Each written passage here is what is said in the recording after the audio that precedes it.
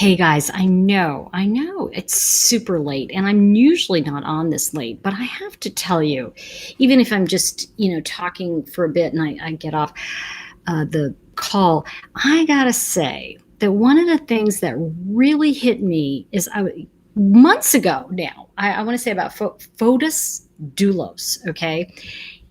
I watched him be interviewed, I want to say right after, hey Katie, right after his wife disappeared. And I took one look at him and I went, oh, he murdered his wife. And that was like before they found the barrels and the bags. And I have to tell y'all that I was watching him and the way he was talking, and it's really odd to me when I look at this guy, because I'm thinking, oh, he killed his wife. And here's the thing. They were in a heated divorce. Okay. They were like with each other. And she's absolutely gorgeous. I saw, pictures of her and I thought, oh, and that girlfriend, what is it with the skanky girlfriends? Okay, I'm just gonna say it. But I think that what it comes down to is that when I looked at him, I got this feeling like control. And I'm talking about Fotis Dulos, if you're just checking in now. I really looked at him and I went, this guy is all about control, And it's interesting because, when I look at a different, especially because I've been looking at the Chris Watts thing for so long, but when I look at this guy, I'm like, it's all about, he had to have complete control of his children, of his wife, of everything. It's very interesting when you look at what was written on his website, by the way, about the fancy homes. First of all, the English was really bad, so he wrote it. Because you see, what I picked up from this is he's such a cheapskate. He is such a cheapskate, and he's like, oh, we make these marvelous home for you, that kind of thing. And I'm like going, this is not right. Now, here's something interesting with Dulos.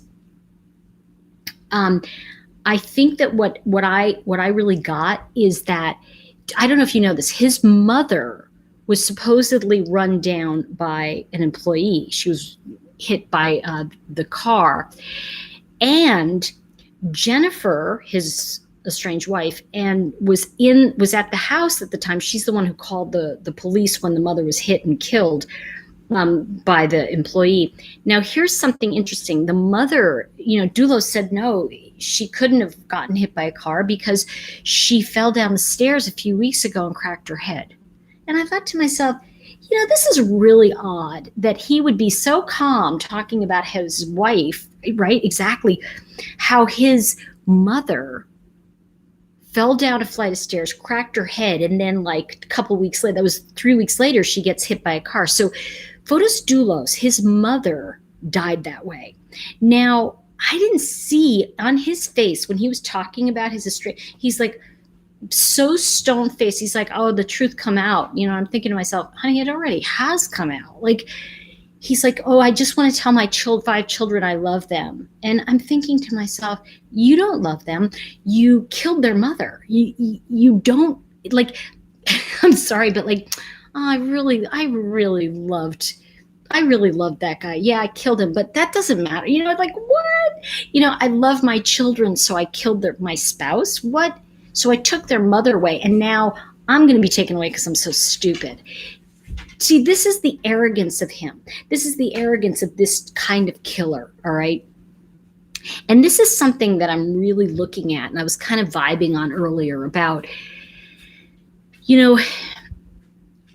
I think there's such an arrogance to some of these people that think they're going to get away with it. Like, he literally was like, oh, no, I'm Fotis Dulos. I can do whatever I want, kind of thing. And he is Turkish, raised in Greece, came to America to go to Brown University. He graduated after 3 years, and then he went on to get an MBA, but it took him 8 years. So, I got to tell you, I don't think he's the sharpest tool in the shed, okay?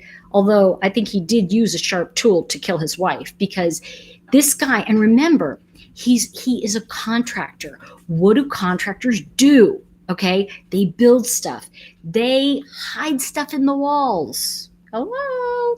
I mean, I don't know about you, but if I was investigating that and I found those rags, I'd look for like I wonder if he was building something at the time, or even if he had like a plot of land. Because, I don't know about you. We all watched all those movies, right? Where it's like, oh, they hide stuff, And I'm like, I don't know about you, but there's an old Columbo, where he called the watch and the watch went off and the woman was hidden in the wall. And I was like, but I mean, he's a contractor, and this is something really kind of like, this is what he knows. Like, he knows about building, he knows what goes into homes. So wouldn't he also know where there are spaces in buildings? I just really think that, and I also think the girlfriend helped him. I think he made promises to her. This is something too. And you guys know this, right? Hey, Cruz, what are you doing up, babe? You guys know this. I mean, don't ever commit a crime with another person. They're going to sell you out. What's wrong with you? Like, I feel like saying, okay, can we just have like a conversation around what not to do? But I think that this case bothered me right from the beginning, because I was looking at him and he's a squirt. He's like this little guy. And you know what? He's got this power and control thing. You could tell by looking at him. Come on, seriously, can't you look at the guy and go, I got to tell you, it's really funny. And I think the thing about Dulos is I looked at him and I got he's creepy. And there is, I mean, Jennifer even said, his estranged wife, she even said he's dangerous and he's scary. So do you know that if he goes free, he's really he can take his kids back? He did this to control the children. He wanted his children. He has not, and by the way, I don't think he wants them. I think he wants them to give to the new girlfriend so he can control her. Because, this kind of guy, he doesn't want anybody who has freedom around. And by the way, I don't know if you saw this, but they're trying oh my God, this lawyer is just, I promise you, he's as dumb as dirt. He's like, oh yeah, it's probably a murder-suicide kind of thing. She killed herself and then she killed herself and hid her own body. Come on, really, like. And not only that, did you see pictures of Jennifer? She was alive and vibrant and really out there. She's not going to kill herself. That's like saying, oh, Lacey Peterson chopped herself up. What? I just don't get. I mean, it's like, it is insane, isn't it? I was thinking the same thing, Cruz. I was thinking that I really hope that, Nikki, shouldn't you be doing some homework right now? I really hope that the girlfriend cracks. I really, really do, because I have to tell you, I think it's only a matter of time. I think that, and by the way, she doesn't want to hear from him. Okay, does not want to hear from him at all.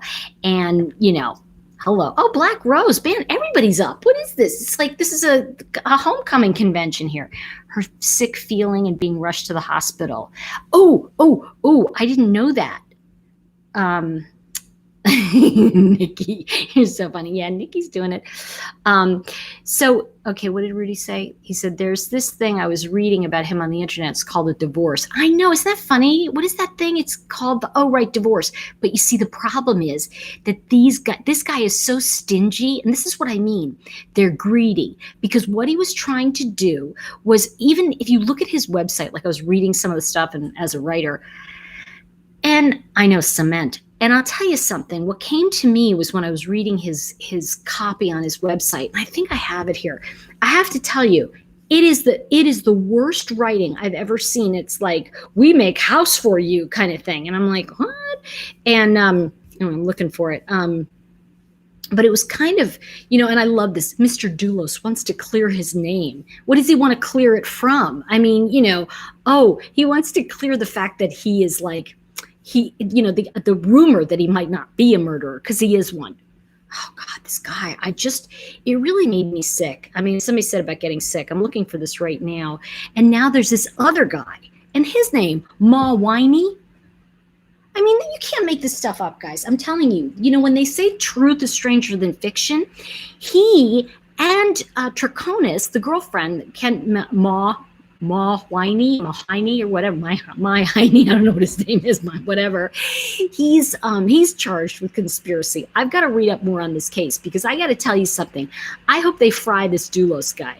He deserves it. She's absolutely a wonderful mother. Let me tell you something. Why do these idiots kill somebody?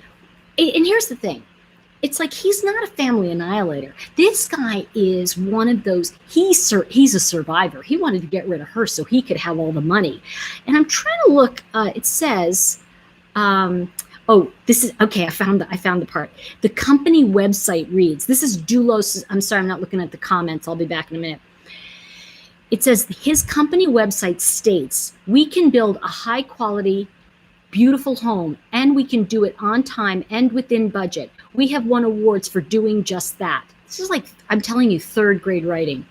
But what is not immediately apparent about 4A Group, and what I think sets up apart, he doesn't even spell us there. It says set up apart in the industry, is our ability to partner with the client, the architect, the designer, and the subcontractors in a collaborative way and transform the building process into a common cause. We do this with a lot of hard work, honesty, and an unmatched ability to manage expectations, solve issues, and enable decisions. Now, if we look at the way he speaks, right? I was really studying this last week. I was studying a couple things, the way people speak, obviously, and then I know I was talking about the location astrology.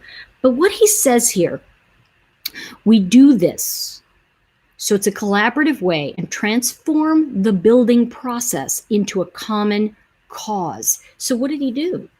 He transformed this murder into a common cause. He brought everybody together because he can't do anything by himself. This is the thing. It's like guys like this, the control freaks, they have everybody together. And what, the thing is that, yeah, I'm looking. Okay. This is like, I'm telling you, is one of the craziest things I've seen. So if you look at the way the writing is on his website, and somebody said cement, I know, what an idiot, right? And there's another thing about this. Look at the way he is writing on his website. Let's look at the way he's everything he's stating is about him. We do it. We are this way. We are going to, anyone who knows sales copy of any kind, you have to talk about what the client wants, not what you want. And so when you look at something like this, you can see why ultimately he's probably going under. I mean, he's probably not doing as well as you think he is. And the other thing is, her mother, Jennifer's mother, loaned him $1.5 million. Okay, so now we know where the real money is. Now, Jennifer's mom is 85. She said she got back about $500,000 from him. He still owes her another $1 million. And you know what? He's not a smart man. He's a thug. You can tell by looking at him. This is the thing. It's like you can look at some of these murderers, and I'm looking at the people in the last, whatever amount of time, but you can look at these guys and go, okay, this guy is not only stupid, but he's arrogant. I mean, there's such an arrogance. Let me see. Okay, Rudy just said the line of the night. He said, that's another thing. I can't find someone to come help me move. And these guys have people that help them get rid of bodies. Oh, Rudy, now that you said that, everybody's going to come over to your house. That is so crazy. But I think when you look at what's going on with this kind of mentality, it's like, and you know what I want to say too, and this is kind of key to what Rudy just said, it's because you're a nice guy. You're not thinking like that. This guy is not only greedy, he stole $1 million from his mother-in-law. He doesn't want to pay that back. And if you look at the writing on the website, let me share with you what the second, let's see. Okay, he's the owner and CEO. I mean, how many titles do you really need? They call me, like, I have a couple businesses, and somebody's like, so what's your title? I go, I don't know. I own the joint, but I don't really run it. I mean, okay. Okay, so this is, let's see. Okay, ask anyone. This is, now check this out about the writing of Fotis Dulos. You can tell he wrote this because you see, all right, as a writer myself, a lot of times I'll bring someone else in to write something for me. And then because I kind of know how to do sales copy or what have you, I turn it around. Or sometimes I'll write a first draft and I'll hand it off to somebody and go, okay, make this, make sense to the client, like talk to, anyway, so you can tell that he was too cheap to hire a copywriter. He was probably not able to find one. Okay, so this is what Fotis wrote. Ask anyone who has worked alongside us. They will tell you whether it's an elegant, eco-friendly estate designed by Peter Bolin on Block Island, a technologically advanced structure for a blind client in Burlington, a chateau-like dream house overlooking the entire valley in Avon, or even a high-end modern salon on Madison Avenue. We keep ourselves at the forefront of new technology, remain environmentally responsible, and most of all, build structures that reflect their surroundings, bettering them, creating something even more beautiful in reality than it was on paper. Like a great actor bringing a script to life, we do that for buildings, homes, and workspaces. We bring them to life, and may I add, we fully love what we do. Isn't it funny how he brings his work to life, but he kills his wife? What the heck, right? I know he's so full of himself, right? This is the thing I want to say to you, is that when you look, at least for me, this is how I see things. When I look at a murderer, and it's so funny, you guys are going to love this story. I know, right? A pear tree. What are you talking about? What's that? Are you being mean or funny? I don't know. Anyway, okay. So here's the thing. When you look at the way people are talking and you look at the way they are wording things, you know so much about them, right? You can tell. And I remember the first time I saw him, I was listening to him. And, it's the same thing. It's like when you listen to these murderers, okay, not mean to you. I didn't know what you're talking about. It's funny. Yeah, exactly. I think Nikki just said it, everybody. You can just read what Nikki said. I'll just sit here and think about myself. No, I'm kidding. She wrote, his arrogance would not allow him to believe he needed an editor. Now, here's the thing. He said, like a great actor. You see, he sees himself like a great actor. If we take exactly what he wrote on that website, that's like a confession. It's like those people that write a book about murder and then, isn't that funny? They did that's exactly how that crime went. Come on. Let's see, the gas can crowbar trying to break into Dulos' former attorneys. Yes, she was seen in a video. Yeah, the full, exactly. By the way, I'm going to say what Cruz Boston just said. That is why this is not his defense attorney. It was his civil attorney. So this tells you a lot about him, about this money. His civil attorney was caught breaking into the wife's house to kill her. Let me tell you something. These people, like, I don't know how it's like what Rudy said. I don't know how they find each other. It's kind of like, is there like a secret want ad that says, hey, I want to kill my wife. You want to come on down? I mean, I don't know what kind of like stupid. I promise they're giving out stupid pills. Here's some stupid for you. Do you want a stupid? Okay, here's one. Like, where are these people coming from? But when you read, if you go to that website, okay, even the title of his company, which is like, so like he thinks it's called Fore, F-O-R-E Group. Now, don't you think that it's kind of just a bland name? Now, I think the thing here's something he wrote also. I want to go back to this. He said, but what is not immediately apparent about Fore Group? And what I think sets up apart in the industry, he couldn't even write us, it says up apart, is our ability to partner with the client. Now, it goes on, but I want to go back to what is not immediately apparent. And I think this sets up apart.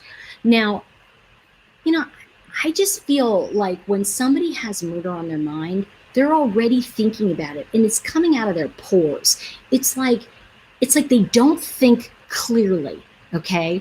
Exactly.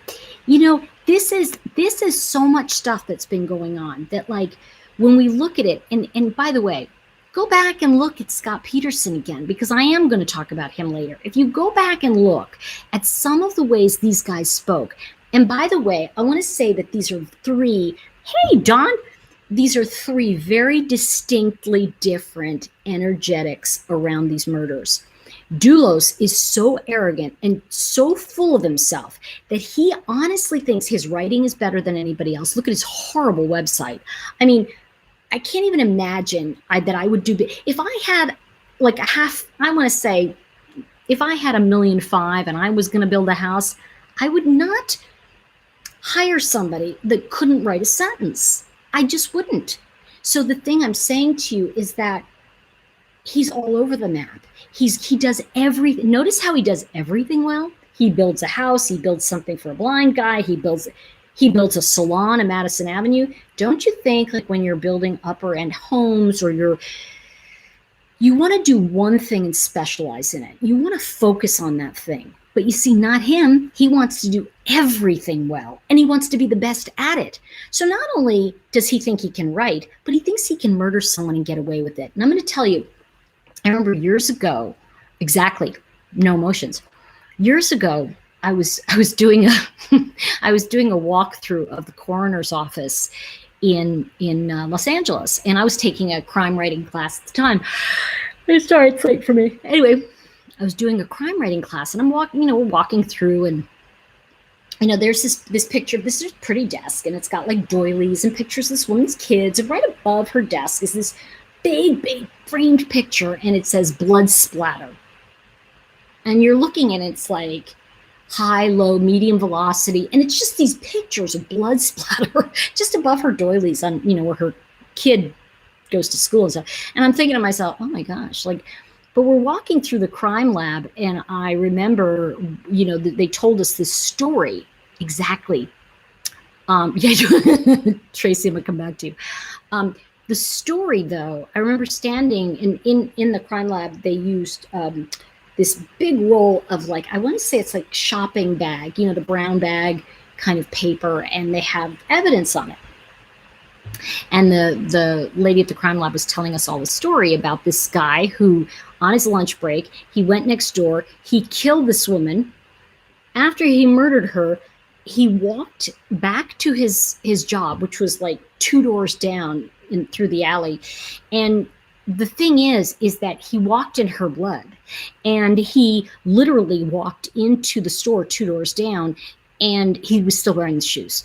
The thing is that he walked in her blood, and he literally walked into the store 2 doors down, and he was still wearing the shoes. And so she said, I said, well, that's really dumb. She said, that's why we call it felony dumb. And this is the thing, is that these guys, they give you blueprints. They give you, this is the thing.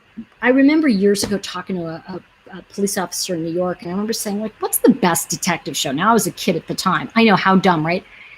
But the thing is that I remember saying to him, what's the most true, like the most real life kind of, at the time, detective show? Now, at the time, Barney Miller was on. That was very funny, and a lot of different kinds of shows.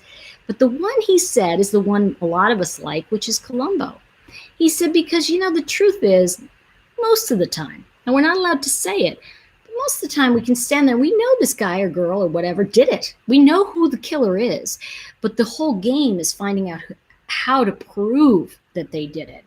So one of the things we're looking at now, and especially in the dialogue we're all having, right, is that, we can tell, we can look at that website. Now think about the language he's using. It's all control. Dulos is a power and control killer. Now, I know there's going to be therapists who go, oh, he's got this, and he's this, and he's got this to the 10th degree, whatever. You can, listen, we can label it a million things, right? But at the end of the day, when we all sit down, we go, that guy had to control everything. He was good at everything in his own mind. Can you imagine living with someone like that? That absolutely wouldn't let you think for yourself. Well, when you look at the wife, Jennifer, this beautiful woman, and you look at Skanky McSkank, what's her name, Takanos, or I call her, Talker Loser or whatever.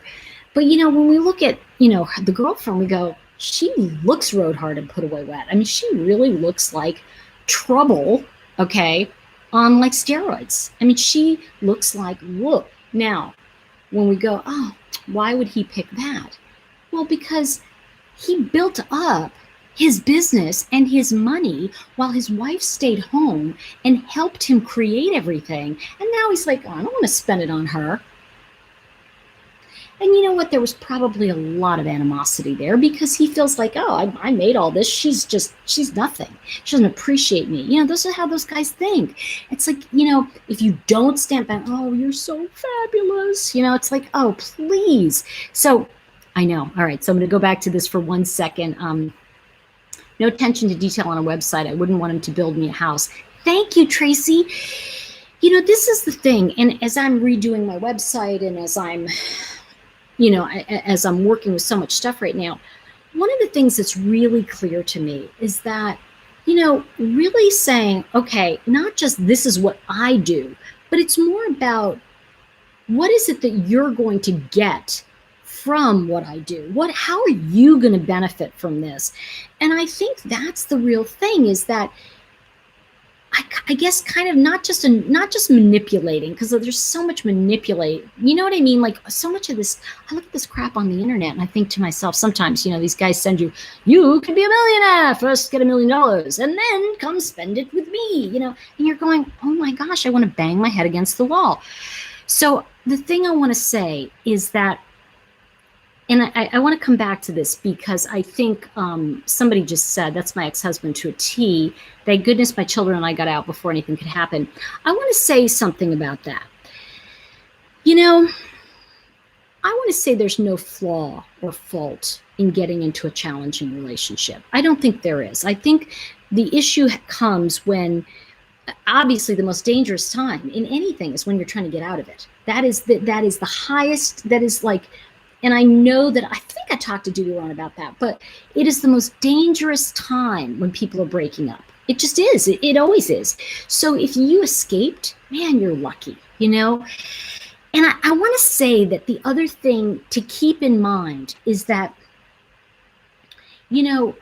there's, like I said, sometimes we meet somebody that we think is going to take care of us or has this fabulous, thing going on, and we want to be a part of their dream. And that's great. That's fantastic. I think the issue is that we stay long after the fair is gone. We'll stay in the fairgrounds and wait, what happened? The carnival's gone. And we're standing there, and we're still standing there waiting for something to happen. And it already happened. So I think it was one of my favorite books years ago, and this is actually interesting. The woman who wrote Women Who Love Too Much, Robin Norwood, in the book, she talks about this very phenomena of like great women, fantastic women. They fall in love with men and then they give everything away to them energetically. They don't have a sense of themselves. Jennifer Dulos did have a sense of herself. So you see what happens is guys like this either find somebody they're going to beat, right, because they're abusive, or they kill them because she's too strong. See, she knew what she was doing and she wanted out. I think and Melissa just said it. You do have to leave quietly. You do have to leave silently. You have to be stealth about it. And you know what I want to tell you?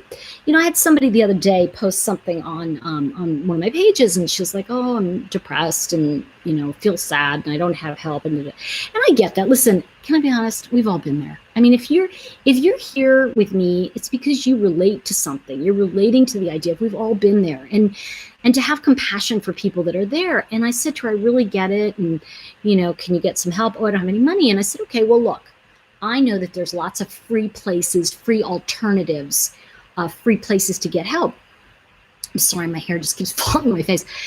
And she said, hi, Destiny. I'm talking about Fotis Dulos. And I'm also talking about, now I forgot what I was saying because I got caught up in that. I forgot. Can somebody remind me? I forgot what I was saying. Oh, I think Melissa said it. Oh, leaving suddenly. Well, I wasn't talking about that. I forgot. But anyway, so we've been talking about Fotis Dulos and also, women who love too much. So one of the things that she said, Robin Norwood said in her book, Women Who Love Too Much, and it's really kind of funny because she and I had the same agent at the time. And I remember in the book, she says, there's no fault in getting into a challenging relationship. The issue is we stay long after it's over and we don't recognize that it's over. And I think this goes back to the conversation about recognizing signs. And I think that when we look at somebody like Jennifer Dulos, or we can even look at Shanann, and we can see that they were still very active in front of us. Laci Peterson was gone. We did not see her other than a picture or two. We never really saw anything leading up to it. Now, of course, we've got the internet, so we see everything, but it's a very different story. And I just want to look at this. Trina, it says, nice to see you. I was lucky to have an uncle who's financially able to help, and he paid for us to get out and to file for divorce. You are very blessed. I have to tell you, I have a friend that got me out of a dangerous situation, and he was very, very, very helpful. Nona, good to see you. So what I wanted to say is this woman was putting on my page that she was very depressed, and she had, and I said, listen, she needed meds, she needed to see a doctor. And I said, listen, there's free help. And she said, oh, there's no resources in my city. And she put her city. And I said, I went to the internet and I looked and I said, here's one resource, but I see dozens and dozens. And I think what happens is when emotionally we are bombarded or affected by something that's awful that's happened. And I think as women, when we see this and we know that we're being terrorized, I've had that happen to me. Believe me, I was stalked. So, when I see this, I know that she's in a bad place. And yet the thing that I have learned is that one of the things I can say to all of you is that if you're in a bad place and you don't want advice, just say, you know what, I'm in a bad place. I'm sitting here with my own little party of sad, party of one, pity, right? I'm sitting here feeling sorry for myself. Please don't try to help me. I say that to friends all the time, right? I say that's right. Like I have my friend Karen, who's great. I'll go, okay, I'm having the party of one over here. Can you not give me comments on it? And she's like, sure. I go, I just want to complain. And if you could just let me vent about something. Oh yeah. And she'll call me and go, I want to vent. I'm like, okay. So the thing I'm saying is that it's very important that we say, do you want me to make suggestions or do you want me to just hold space for where you're at? It's okay, whatever you want. And so that's the thing I think it's really important to say to each other, to say, look, what is it you need from me right now? And so, when I say to somebody, and this is where I kind of feel like I went astray on it a little, was when I said to her, listen, I found dozens of places of help. And what I said was, I get that you may not want advice or suggestions right now. I've been there too. But just so you know, there are options. But if you need to be where you are, be there till you're not. What happened to you, Blue Flame? Let's see, my friend came from a very poor family and the guy beat her and killed her. Now the whole town wants to burn her at the stake. She was arrested for not leaving. Oh. And you know what? I do know a little bit about that story, Blue Flame, and I did look into it. And I'm going to talk about it on another call because I think it deserves its own call. So I totally know what you're talking about, but I'm too tired tonight to get into it, but I will, I promise. And good to see you, Blue Flame. Thanks for coming. Sharon Roach's book for Laci. It catches my every day. I don't want to forget that case for her life. Something that really struck me about the Laci Peterson case, and I know this is odd, but I remember watching Scott, and we know all the lies he told. He was crazy, crazy. Okay. But I just want to say that I remember him talking, and I thought, how ironic, because I rewatched, Itchy Palm, Money's Coming, put it in my pocket. It's your left hand, by the way. Itchy Palm. Okay. I remember him talking about, because she was saying, did you do it? All that stuff. I forget who was interviewing and whatever. And he looks up and he's got this, when I tell you, the dumbest look I've ever seen, he just looks dumb. Okay. And he's like, and all these guys know how to do is sweet talk somebody. Like they can get you to that point, but then they don't know what to do. And I remember him looking, and the dumbest look, and he was like, I thought, he's not once mentioned he misses his wife or his son. In the entire spectrum of and I kept thinking, what's missing here? And sometimes I look at murder cases like that or crimes. I'll go, what are we not seeing? What's missing? And what I really missed from Peterson, I never, ever, did you? I never saw him go, I so miss my wife. And oh my God, Connor. No, I didn't see nothing. I mean, I saw a crocodile or two coming down. I don't know about you, maybe an alligator, but I saw some crocs coming down, and they were not for her. They were for him because people suspected him. Now, there are people who think he's innocent. And you know what's funny? He very well could be, but you know what? I don't know, because I think innocent people scream pretty damn loud, okay? You know, I think, and I have to tell you, the fact that Amber, right? It's so funny. I had somebody working for me for a while. Her name was Autumn, and I kept calling her Amber. So finally, I put on her like file. It said, not Amber, Autumn. So it was like, because I can't remember the names. Yeah, it's really insane with when I look at some of these people, and I think he never once cried for his family. And then I look at Watts, and he's like, oh yeah, my family. And then it's like, well, you know, if she hadn't been that way. And I'm like, wow, that guy is really a screw loose. And I think that, you know what? I'm glad Melissa said it. I think the thing is that we as and Rudy, all the girls and Rudy, we all know, like, we look at this and go, we feel more sad for these situations. And I think that it's like, what can we learn? What can we take away? And I think that, you know, when I look at these women, it's like sometimes as women, and by the way, most of us don't fight me on this, okay? A lot of women do what I call the ring check. Some of you've heard me say this before, you know, my why moments. Oh my God. Okay, you do the ring check. Oh, there's a ring or there's not a ring or whatever the hierarchy. Anyway, the thing I want to say about this is that, you know, we put so much, and I know this is true with a lot of people in society, not all of us. I don't anymore. I don't really care, but been there, done that. But I think that there's so much at stake about having the MRS degree. You know, there's this, oh, she's married. And people put so much pressure energetically on women about how wonderful marriage is. And the thing is, it's wonderful if you're with a great guy or girl or whatever you choose. But the point and we're talking about men, women, because, you know, that's what this is right now. But, you know, but I'm just thinking, wow, you know, it really is a vast canyon. And you think, you know, here was Lacey. She just really, you know, wow, I got this great guy. I'm so happy. And I'm thinking, really? Did she really not know? Like, did none of them know? And when I look at Amber, what, you know, I'm sorry to say this, but I am, because Amber always seems like I'm sorry for any Ambers out there. I always say, you know, it was a joke. Oh, okay, that's a stripper name. But you know, it's like now everything's a stripper name. This was years ago. But I think that when we look at Amber, I want to say she was a class act. She recognized right away that when he lied, she came forward. And, you know, I want to say that, when I say this, she did not become the hated other woman because she was not the other woman. She was someone who really thought this was a single guy and he was lying to her. And she did what a woman with integrity would do.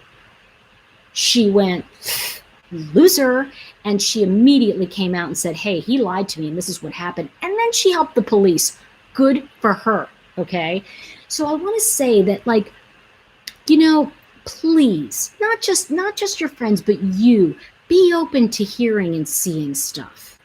You know, when you see these signs, you see like somebody, I don't know about you, but like, you know, I mean, LA is a town of like people who are driving cars they can't afford. But I mean, I'm looking at not so much that, but like when I look at Dulos, I look at someone who really manipulated a lot of people. And the thing about this level of charisma, okay, it's a power and control because he's controlling all these people.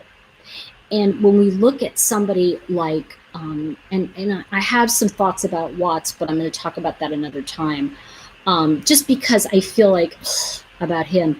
But when we look at somebody like Scott Peterson, I have not ever, have you ever heard Scott Peterson in the last 10 years, even once, say, I really miss Lacey. I really wish she was here. When I look at guys that I think perhaps might not have done it, they're usually the ones going, oh my God, I really miss my wife and my kids, and I'm not going to say I'm guilty no matter what. And, there's a different energy to those people. And I think that, we have to really look at somebody like a Dulos. And, people say, oh, well, somebody messaged me and said, oh, well, these crimes happen all the time. And I said, yes, they do. However, when you see a crime that is really felony dumb, you look at it and go, how did he think he was going to get away with putting his wife's stuff in bags and driving somewhere with his girlfriend? Did he not think he was being watched? I really have to say at that point, I honestly feel like Jennifer is in something, if that makes sense. It's one of those, like, she's got to be, because he's a contractor, right? Where did he go? And they stopped 30 times along the highway. They were just throwing bags of her stuff out. But I feel like, what do contractors do? I don't know, like those woodchuck things, where they put things in it. I don't remember what movie it was, but they put a body in one of those things, you put them in cement and it's like, you'll never find them. So I just feel like, there is something very familiar about how this man behaves. The power and control killer. And that's what he feels like to me. And it's interesting because I feel that way about a lot of these people. When I look at, I forgot I did my nails today. Yay! I love this color. I was like crazy about it. And anyway, I just wanted to say to all of you that I feel like Fotis Dulos did it. I definitely think he did it. I think the big question is, can the state prove it without a body? And I want to know more. I'm kind of like rooting around and trying to find out more about, Fargo. That's the movie, Fargo. Thank you. Yeah, that was so, remember that? Oh my God, I remember that scene, and those actors were so good, and I just wanted to, like, oh my gosh. Yeah, you know what, Scott, it's Blue Flame just said, Scott never got the chance to bond with Connor. Let me tell you something. Neither did Watts.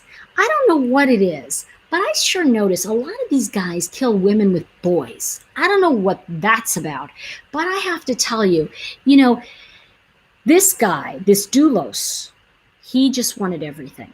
That's all. It was greed. This is a situation that has tragedy in so many levels, not just because he killed his wife and all that, but he orphaned his own children. Yeah, it's just kind of, yeah, and I agree with you, Tracy, on that. Tracy just said, she just said, I don't think he wanted to bond. I don't think he had any care in the world. I think what happened, if we look at in many ways what has driven some of these men to commit these crimes, if you will, it's about money. And I think underneath it all, it's about the power and control. And I think that's Fotis attorney filed a motion today to dismiss all the murder and other charges because it didn't go through a grand jury. Yeah, you know what? They're all going to try something. And at the end of the day, I have a feeling that Jennifer is findable. In other words, she can be found, but I don't know if they will. And I just it's like murky waters is what I'm hearing. I remember years ago, I took a flight with this woman who was, she was a psychic who found dead bodies. I'll tell you what, I did that for just like 3 seconds, and I was like, oh, no, I don't want to do that stuff. That's creepy. Because it was like, dead people are coming and talking to you. That's just weird. Okay. Scott Peterson's been on San Quentin's death row for less than 1 hour back in 2005 when the first phone call came in from a woman who wanted to marry him.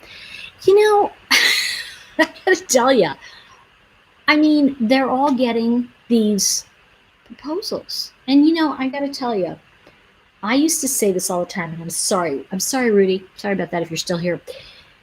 And you guys know what I mean when I say this. Sometimes women are crazier than men. I have to tell you. Now, I'm not saying all, okay? Because the problem is these a-holes marry nice women. Then they go out with skanks, and then they kill their wives, and you go, oh, so Skanky McSkank is going to live? That's just, you know, and there's a lot of stuff that I think if we look at this closely, and I really haven't found any information that Scott Peterson wrote, but I will say this, it was all Lacey. They built up all that stuff because of Lacey. It wasn't because of him. I'm sure he was you know what it is? These good-looking guys who have nothing between their ears, you know? And I'm sure Fotis was just a really good talker. He looked like he was a sharp, just wrong, I agree with you. Sounds like this happened to you, Muhammad. No, you know what? I've had experience with it, but I've been very lucky. You know, I think at the end of the day, I've been lucky in the sense that I got out. You know, I got the signs and I got out. You know, it's like kind of like the joke I used to say to my friends all the time. I go, did you get the memo? They go, what memo? He's not going to be around for you. He's like seeing someone else. They're like, oh. I go, hold on, let me get you the memo. He's gone. You know, or he's using you, or whatever it was, you know. And I think that's the thing is that women who go after these incarcerated guys are going after them because they're not going to leave them. Think about it. Where are those guys going to go? These women have probably abandoned their whole life. So if they find a guy who's going to stay put, they'd rather date him. You know, even though it's worthless, right? It's like, you know, that's what they'd rather have. And Melissa just said, men like CW are the ones we have to watch. Eventually, he's just going to get tired of her having a say and just go with the flow. So no one's upset. Eventually, you snap. I think the biggest thing with that is that, you know, one of the things I think happens, and this I do have experience with. You know, there's a book called The Dance of Anger, and what that book is about, basically, I'm going to give you the cliff note here. Basic thing is if I'm yelling, I'm not the angry one. So most of the time, you know, with in a situation like that, you know, if a guy's not doing what he's supposed to be doing, and you're going, could you please, blah, blah, blah, you're the bad guy. You're the one who's the biatch. You're the one who's going, oh, he's been henpecked by his wife. Yeah, well, you know, because he was a deadbeat. That's why. He didn't do what he was frickin' supposed to do. And so the wife is like going, what the hell, you know? And he makes her into mommy. And he makes her be a shrew. But the truth is that he and his behavior set the tone for her to become that way, you know? No, I didn't know that, Stephanie. I keep saying Stephanie. Oh my gosh. I'm tired. That last message was way off. I don't know. Tracy, I don't know what you said. Oh wait. I don't wholeheartedly agree. Not the one.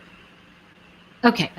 What did she say here? It says, why are there less women in prison than men? Well, you know, I'll tell you why. I'm going to tell you why. Because it's just women are less likely to take an action, to change a circumstance. Think about it. Not all the time. And if they have real self-esteem, they'll leave. But the problem is they leave and crazy kills them. So it's kind of like a, you know, I just want to get back to this. And I just want to say I didn't realize it was Shanann's birthday today. And that has been such a journey, hasn't it? I mean, I was thinking about her on Christmas, actually, and thinking about how that marriage must have been like pushing a boulder up a hill. And I'll get these people that come on and they go, well, you know, she wasn't a party. And I'm like, you know, shut up. It's like, I think it's kind of like, And I don't think there's, you know, Hayden just said men project, women absorb. I think that's true, but I don't think there's any, I mean, even as I say stuff, I don't think it's written in stone. I think that it can ebb and flow. So anyway, the point I'm making is that I do feel sad about Shanann, and I genuinely think that had she been someone that I'd met, I think she would have been one of my besties. I just liked her energy. I liked who she was. I liked that Capricorn go-getter stuff, and I really enjoy people like that. I've made another friend who's big in that business, and you know, and I've talked about with myself doing this MLM, which is the color street. And by the way, I'll show you my nails just so y'all see it. This is actually, I put a solid color. It's what is it? Oh gosh, I forget. It's Aspen Sky, and it's Aspen Blue Sky, and I put a sequin over it. I put Shangri-La, so it's kind of a clear. Love it, love it, love it. But going back to Shanann, I think one of the things that I can see now, because obviously I'm doing this thing, this MLM thing, you know, for me, it's not something I need to pay bills with. It's something I enjoy. I am doing okay with it, and I haven't lost money, but I feel like it's just fun. And I feel like it's something that's really, and so I can really see that, Tracy, that makes a lot of sense for you now, you know? Oh, Rudy, can I tell you something? Color Street is the best thing ever. And you know what? I'm saying this because one of the things that happened with me is I've always been turned off to those MLM things. You know, and Tracy, we love you. I just want to say, everybody, can you send some good vibes to Tracy, because this is also it's your daughter's birthday, and she died. Her daughter died, and I think it's Shanann's birthday as well. So I just want to say, send a little love, you know, send a little love, and I'm getting truth bumps. So, you know, you know what I really don't like either, and when people go, she'll always be with you, you know, and people say that to me about my dad, because I was very close with my dad, and they're like, he'll always be with you. I go, no, he's not. He's dead. Stop that. You know, it's like, and I get that, you know, connection and everything, but you know, when you have that relationship with somebody, you want them in your life. Yeah, exactly, Tracy. I'm just, yep. It's also Save the Eagles Day, Stephanie. It's just like, you know, like, oh my God, it's like, you know, and moths too. What? Like, crack me up. So what I wanted to say, oh, I know about the MLM thing. You know, one of the things I really get is that I now understand what Shanann did more than I did before, because it's really a thing where you're excited about something. You think everybody's going to love it, and everybody loves it, but that's it. You know, it's just a real fun thing. So I've been very hermit-like. Leanda, is it Leanda? What a great name. Okay. So it is a special day. And let's see, today is it really her birthday, January 11th? Are you kidding? Wait a minute. Oh my gosh, no, yes. Saturday the 11th. Sunday is the anniversary of my dad's death. Holy crapola. It's the 10th. Okay, so her birthday was yesterday, because it's now Saturday. But yeah, I'm thinking my dad died January 12th. 2002. Holy crapola. It's 18 years. Oh my God. It's hard. It's really hard, you know, because when you, especially when you miss that person, and you know that a child, you know, a child is just not, it's not fair. It's not fair. It just isn't, you know, because, and some of you know, I mean, I used to do a lot more readings, and I think you saw this one, Tracy. There is a, one of my videos is when a loved one dies, and it's really, I talked about how this child came through me and talked to his mom, and that was one of the most profound, I think, readings that ever came forward to me. So, and by the way, if you're on here and you think about it, if you could give me a thumbs up, if you hate me, give me a thumbs down, that's fine. But if you give it a thumbs up, it does help. Let's see. Lunar eclipse. Thanks, Blue Flame. Oh my gosh, you're reminding me. So it looks like I've got 2 really good places to live according to my relocation, because I'm playing with it. Cheyenne, Wyoming, and somewhere in the middle of the Baltic Sea. And I'm not going to live in the Baltic. So there you go. 114. I don't know what that means. 4. 114, 4. I don't know what that means. Let's see. Oh, Dawn. Yeah. I did that reading for a woman who lost her child. Yeah. And I want to say that's the hardest thing, because when you really, how can you tell somebody, oh, it's meant to be? No. I think when a child goes, it's really about the lessons. And when I say lesson, that sounds so harsh. It's really not. It's actually what you, as a parent, are going to do and bring forward into the world because of the strength you have to help change things. And I think of what's his name? John Walsh and his son Adam, who was murdered. And here John Walsh has literally put hundreds and hundreds of felons behind bars.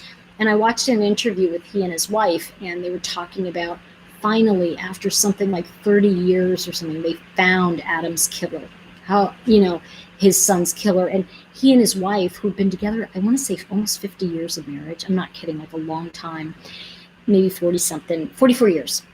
And one of the things that they said is that they really dedicated their life to help other parents not go through that. And I think that we really have a choice when a loved one dies. We have the choice to really sink into, and I'm not saying feel sorry, because that's not it, because I felt this way when my dad died. I really did. We had that choice to kind of just sink into the depression. And for me, it would have been like, I'll just become a ward of the state. I'll just give everything away. I don't care. Or we can really live fantastically because they once existed. And it's a way to honor that person that isn't with us anymore. So these are just some of the things I thought about, and especially at 1 in the morning, which I am going to go to sleep because I do have to teach tomorrow. I just wanted to say it's really nice to catch up with some of you at night. Thank you, Allie. Good to see you. And I didn't realize that this was kind of the witching hour. All of y'all are up. So what I want to do is, as you are noticing, maybe some of the artwork is changing on my YouTube channel. It's slow but steady. You know what? I agree with you, Melissa. I'm not even going to disagree. I'm not even going to take a moment to disagree on that. And it's okay.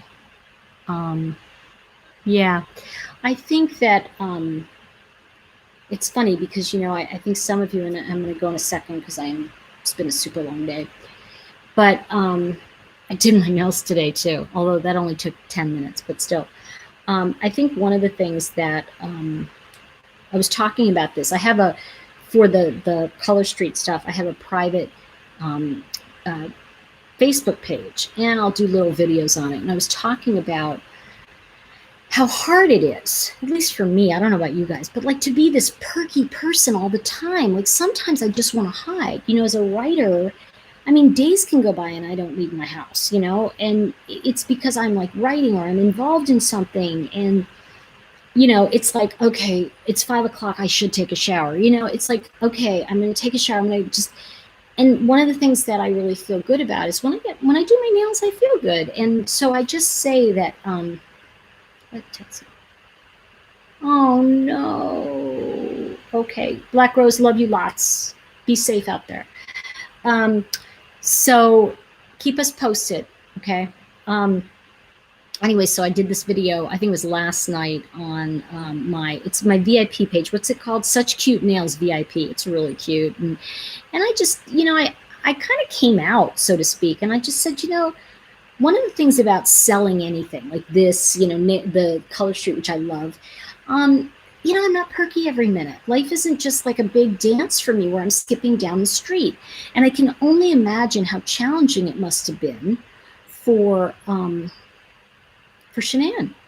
you know, that you've built up this, I want to say this business, and it's not just a persona. I don't mean it's a phony thing. I mean, it's like, you know, you want to share this with people because you know how great it is. What, you know, and but there are times when I just am like, okay, I just want to get under the covers now. I don't feel like being, you know, happy, happy, joy, joy, you know. Um, Saw that video. Which video did you see? Okay. Oh yeah, Dawn. It was on my okay. So my VIP page on Facebook is, I think it's Such Cute Nails VIP. So if you go over there and ask to be a part of it, you'll see the nails, you'll see me talking about my stuff. But I put a video up of Fa Park. Fa Park is the founder of Color Street, and he is an immigrant, and he came here with nothing. And it's really, his story is fantastic. I mean, you watch it and you think 30, 40 years of working hard, refusing to sell out to other people. I mean, what an incredible story. And you really kind of go, wow, you know, so it's really inspiring. And I think that's what Dawn is talking about. You need to put my crystals out. Yeah, you got to put your crystals out, girl. Because I'm telling you right now, I'm pulling mine out tonight. It's kind of cray-cray out there. Yeah, it was. So what I want to just say is that, oh, so yeah, I have two colors on. It was the blue under it. Then I just decided to put Shangri-La on it because I was in a shiny mood. I wanted to do shiny. That was really great for you to post his video about his start on Color Street. Yeah, I posted it because, you know, people just think, oh, this is some like MLM, da, da, da. And when you see how much he loves the people that he gets to share this with, how much it means to him. And, you know, he was working day and night because he had 2 little girls, he had a wife. I mean, this is just an incredible, I love those kind of American stories where people just, you know, don't give up. And so I want to say to all of you, ooh, truth bombs. What I want to say to all of you is don't give up on your dreams. And, you know, I think if Shanann had had another couple days, she would have been out of there. You know, I think that, I think the problem is that when you tell someone like a Chris Watts, who has a lot at stake and looking good, that they're POS and you're going to leave, you know, I mean, he'd already planned to kill her, so that was a whole other story. But anyway, Lavelle was something she had to keep moving. Yeah, I agree with you, Cruise Boston. It must have been exhausting. 2 energetic sweet girls, husband like pushing a boulder up a hill. Exactly. Yeah, this is the name of the color, Shangri-La. That's what it is, Stephanie. It's really beautiful. And actually, it's almost a sheer. I want to say it's a sheer silver. And what I did under it, that's why it has that blue tint. I have it's called Aspen Sky, and it's a solid blue, like a light blue. So if you just put this over, it would almost look like a French manicure, like just a very sheer. So when I put this over the blue, it pops really pretty. Let's see. Oh my gosh, Patty, what? My sister murdered her husband, addicted to gambling. Amazing to me that people that colluded with her all thought they would just get away with it. So far, 10 years later, not solved. I had such PSD. Wow. Wow, what a story. Wow, yeah, I'm sure you do too. I have it just from hearing it. I'm getting PTSD just from hearing it. I'm going to be like shaking all night. I'm going to be like, don't come to my house, you know. I don't mean to make light of it. I'm sorry, Patty. No, that's, wow. I know. See, now it's like, wow. We're all going, wow. I know. Thanks, Stephanie. I really like it. I think it's really pretty. And I just felt kind of, I don't know. I've been nonstop work, you guys. I mean, I'm not kidding. Like, so anyway, definitely, if you get a chance to check out Color Street, come on over to my page, to my Facebook page. Also, I'm putting up a little website. I'll tell you guys when I do, and it's really fun. You know, it's so funny. It's like, I tell everybody because I love it, right? And there was this meme that came out, and it was a meme that something about, oh, you know how like when you're growing up, you have kids, and you have a swear jar, and you put quarters in it, and there's the swear jar, and next to it, there's another jar, and the meme was like, swear jar, and then the amount of times I told people about Color Street who didn't ask, and like the quarters were like all the way up to the top. So thank you, Cindy. Good to see you, and welcome. Yeah, I have to say, one of the things I think is really vital about what we're talking about is that, as women, I think there is this kind of feeling sometimes. I want to know, like, I want to kind of, because I want to kind of get a sense of like, is this person okay or not? I'm telling you now that I'm like following true crime, I'm always going like this. What I mean, people go, but anyway, I'm going to talk more about Fotis Dulos, because I do feel like he is one of those typical kind of guys that is just that arrogant. Judge Judy had a guy like that on. I love Judge Judy. She, on her show, it was really funny. She called him Slick, and she said, "Slick, you may think your story's true. I know you're lying. Sit down." I thought, love her. And the thing is that, these guys are just slick. They just think they're getting over. And I looked at his girlfriend, and what Judge Judy said to her was, these guys are lots of fun, but they're not good to marry. And I think that's the biggest thing, is that be very aware of who you're marrying. And I want to say this to all of you. You're worth a lot more than any person who just comes along. And, the people I see who are happily married a nice person, and not someone who you had to get something from, or they were giving you something. They were just a nice guy, nice gal, and they just really good person, and I think that's the key. And I was talking to a very good friend of mine about this. Check this out. Next time if you've gone through this kind of hell before, look at how many of your girlfriends, your friends. I know for me, most of my good girlfriends had great dads. Isn't that funny? I had a great dad. Now, I had a mom that was like questionable, but I had a really great dad. And I find that most of my close friends had great dads. So look and see in your life where you have those patterns. And this is true for guys too. Look and see which of your buddies had great moms, because I'm going to tell you right now, when you meet a guy and you say, "Hey, so what's your family like?" "Ugh, my mom's a bitch." Did I just say that? "She's a biatch," right? Run. I'll say run, because that guy is trouble.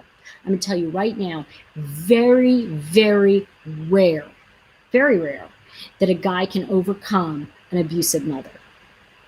It can happen, but it's someone that you really have to keep an eye on. Come on. If they're complaining about women and how awful their ex is, I can guarantee you'll be the one he's complaining about next.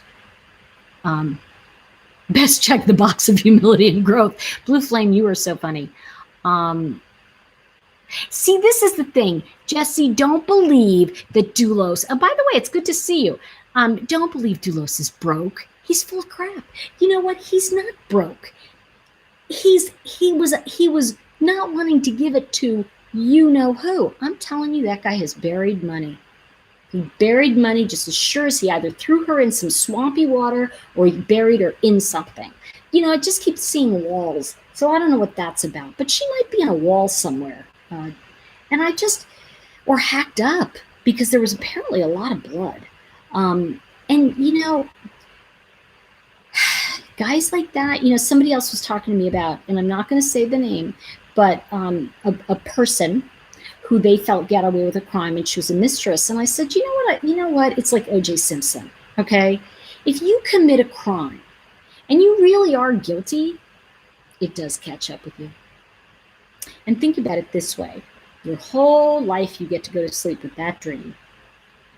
Okay, so let's see. What do you guys think of a man doesn't get along with his mom? He's trouble. Why do you guys think? Okay, I'll tell you why. So the first real relationship with a woman a man has is with his mother. Now, if he was raised by a grandmother, it's the grandmother. If it's raised by an aunt, it's the aunt. And I'm glad you brought this up, Vivian. And here's the real key on this. Women, okay, are the ones that, like, really that relationship between the mother and son is going to tell you tons about him. Because the thing is that if he doesn't like his mother, it's because he never got a chance to separate from her. Now, there's a whole thing about early childhood psychology and all that kind of stuff, but all of us, like me as a teenager, you as a teenager, we naturally separated from the opposite sex parent. If you don't have a chance to naturally separate, either they hold on to you and they just, like, control you, or they're invasive.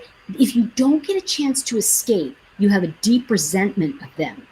And what happens when that deep resentment stays in you is you grow up with it. And so what happens is then that guy is looking for a woman who's going to be exactly like his mother, controlling, and she's got to help him break the pattern. See, we always look for somebody who's exactly like one of the parents or both of the parents, and then they have to help us. If we stay married, it's because we grew up and we recognize, he's not my dad, he's not my mom, whatever, and that's the key. So when a guy does not have a good relationship with his mother, or he speaks ill of her, and it can go the other way too attached, right? But the one we're talking about right now is, those guys tend to find women who are either completely naive and think they can help them, right? Because the guy will say, oh, but you're so different than my mom. And it's like, you're about to turn her into your mom, right? Because what they do is they then turn that woman into their controlling mother. Because what they try to do then is separate from her. So you see, for example, Dulos meets this fabulous woman. Oh, you're nothing like my mother, but she's exactly like his mother. So he meets her and he's like, but I've got to leave my mother. See, why do you think he didn't react when his mother died? He didn't go into like histrionics. He's like, yeah, this is what happened. It's like, what?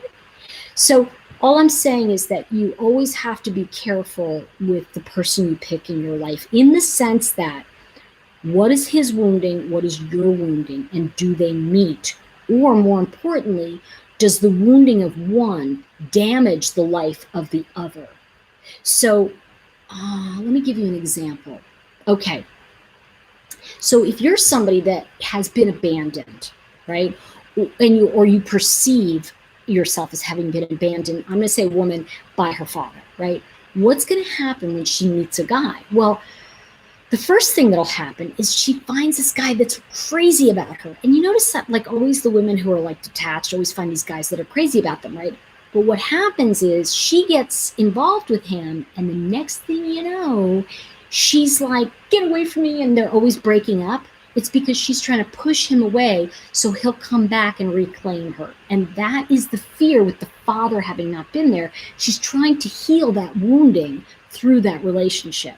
Now, a mature woman will say, I really want to throw you out right now because I feel like you're just being just like my dad, and I know you're not, but I kind of need to just go sort this out. Can we have this discussion a little later? See, most people don't know how to do that. Most people don't understand that we are all here to heal the wounds of our past and to teach other people, guide them through the pain we have or have had in our life. So, for example, my family background, my mom was like a really alcoholic. I suspect now also bipolar, and there might have been some ADHD in there because obviously I have that. But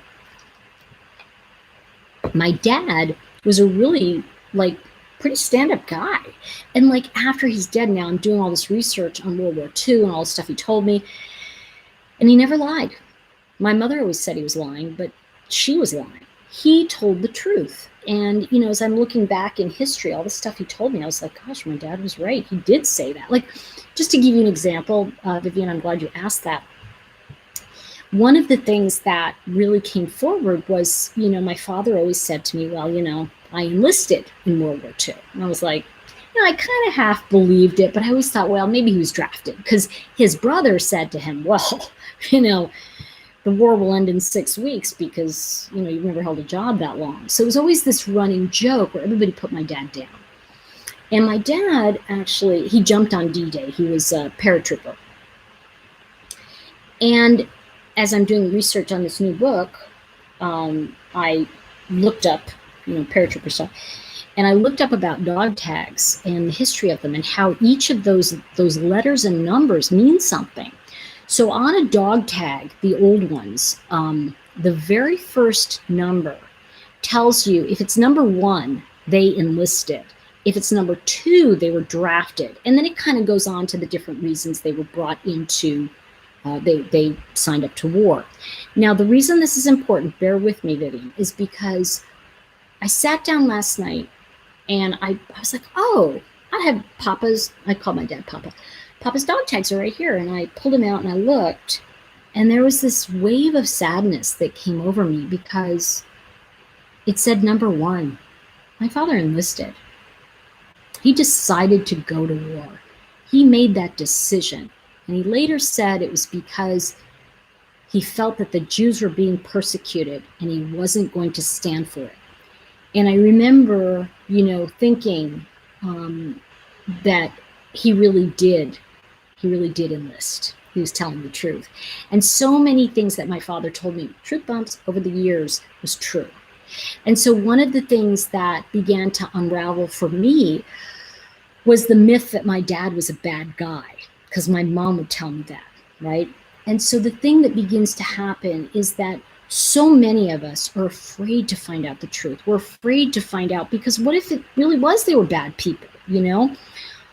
But my dad was so good to me. You know, he had his issues. Listen, I'm not going to, you know, you've heard me, and I'll share about some of his crap in my new book. But, you know, I think at the end of the day, he loved me. He loved me. And he was a stand-up guy. And I'm really recognizing, you know, as I read this book on the paratrooper, because my father jumped on D-Day, he jumped in Market Garden. He was a badass. Like, he was a badass. Like, my dad was like this kind of Wilford Brimley, kind of like, you know, Eli Wallach. That's exactly doppelganger. And my dad was kind of a cool guy, you know, but he wasn't, I would not say, because he was 40 when I was born. So most of my peers are older. They're like 10 to 15 years older than me. And most of the Vietnam kids are my age. So I'm kind of caught between two eras. And the reason I share all this with you, Vivian, and I think it's really important, is that a lot of the work I do, and I'm doing this new course right now, and you know, I'm probably going to get more into this work as I go, but uncovering who we really are and finding out those artifacts of our life. And we find out we're not bad people. And we find out that we're all kind of wounded. And the key is that, are you going to be able to have a dialogue with somebody that's real? You know, I remember saying to, and I don't want to say any names, but I remember I was in a relationship with somebody and I said, you know what?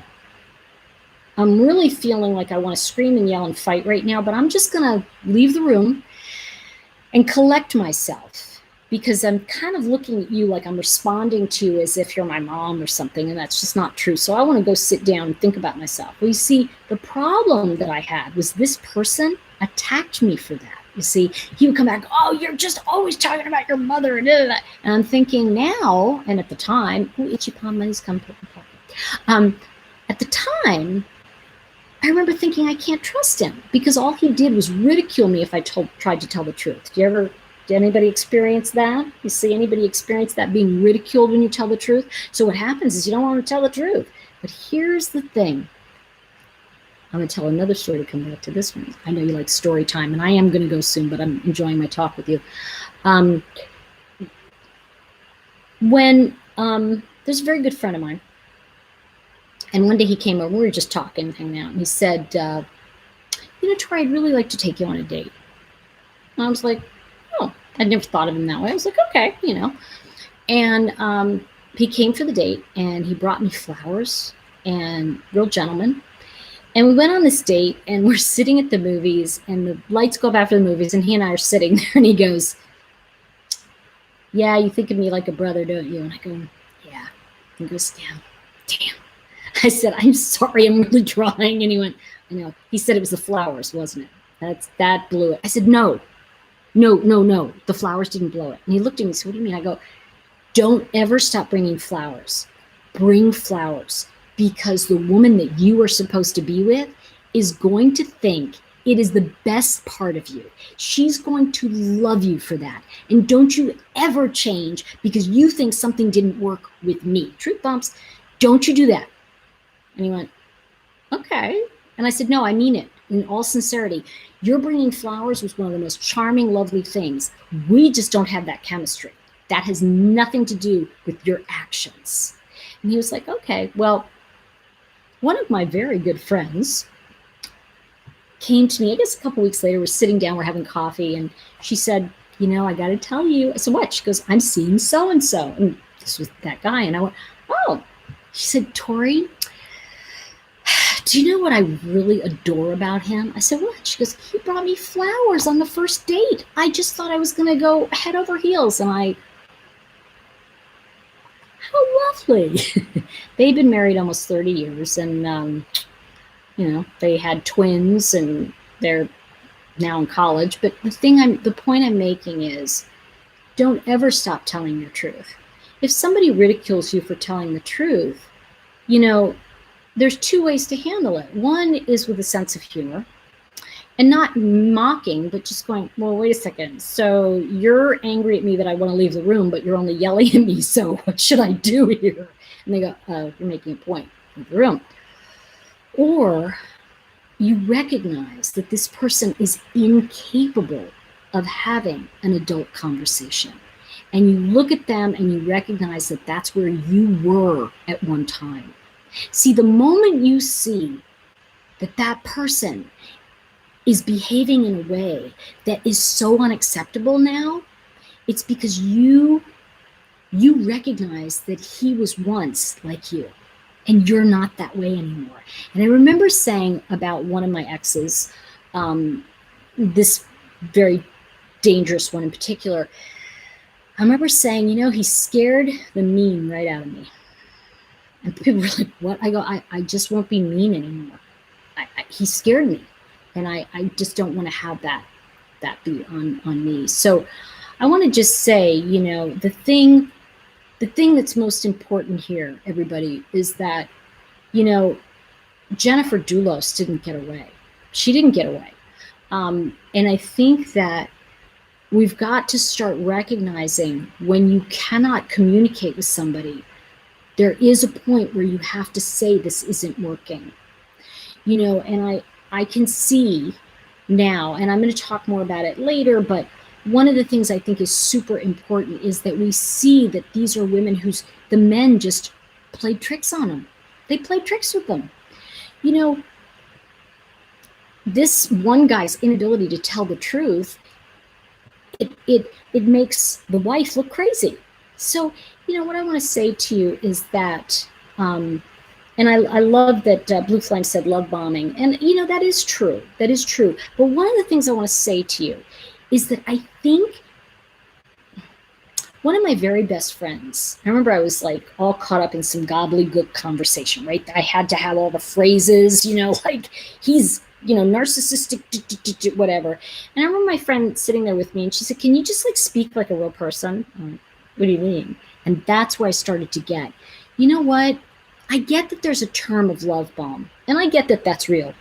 But one of the things I want to say about that, is that, you know, sometimes when we know what that is, it doesn't change it for us. Because what it does is it says, oh, that person's doing this, instead of recognizing that ache in me is making that person behave that way, because it's the only way I will feel okay, is if that amount of love coming at me speaks to me.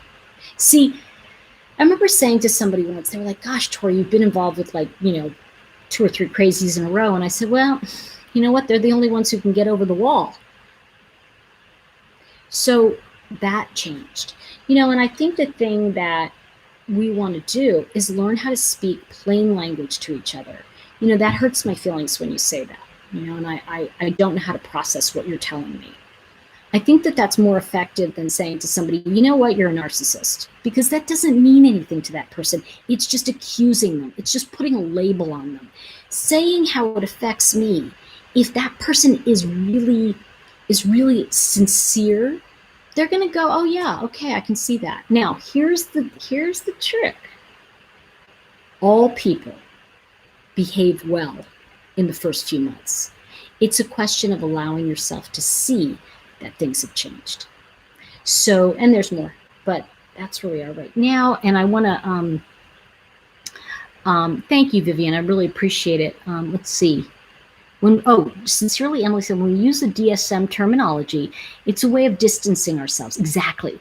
Rather than seeing that crazy is crazy is crazy, we can trick ourselves into thinking that toxic, is only toxic if it's NPD.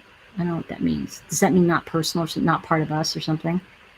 And then Destiny said, it's hard to move past the negative feelings one can associate with oneself during and after toxic relationships. But true freedom comes when we can forgive and love those people after they wrong us. I'm going to challenge you on that. And I'm going to say the true healing comes when we forgive ourselves for loving people that betrayed us. See, we don't ever forgive other people. That's a big myth. I forgive you. I've never felt better forgiving someone, but I've always felt better when I forgive myself for trusting someone that hurt me badly and that I didn't know any better. Because you know what? We don't really ever forgive. That's God's job. I forgive myself, and then I let him do what he needs to do. I let other people relate the way they need to relate. And, I say God, and people go, but you're a psychic. You use tarot. You use this. You know what? That's why I don't like the label thing, because, I feel like every one of us has a unique path. And I'm really glad you said that, though, because I think the only healing I've ever had is when I really sat down, and I had a moment. You have moments, and I sat down last night when I looked at my dad's dog tags and I went, oh, Papa. Number one, he enlisted. He said, I'm going to be part of the solution. So that was really profound for me, because every moment you find out more good about the people in your life, the more it tells you about you, So I think I want to kind of cap it there and say, I love you said gaslighting, Jennifer, and that's so true. And by the way, for those of you that don't know what it means, go watch the movie. It's a 1940s movie. Brilliant. But anyway, please give a thumbs up if you liked it. I will be back and I will talk to you guys again. I just have to get some sleep. And I'm kind of going into the, not leave my house for a few weeks kind of mode, because I'm working on my book and stuff like that. And I've got to get up super early to teach tomorrow. All right, y'all. Have a good night. Go over to Color Street. Go over and, what is it? cutenailshop.com. Check out the stuff. Order. I'll send you a little thank you note. There you go. All right, everyone. Have a real blessed night. Love you all more than you'll know, and I really appreciate you in my life. And remember, you matter. You matter. You matter to me, and you matter to the people here. So, stick with us. Stick with the winners. Have a good night. Bye for now.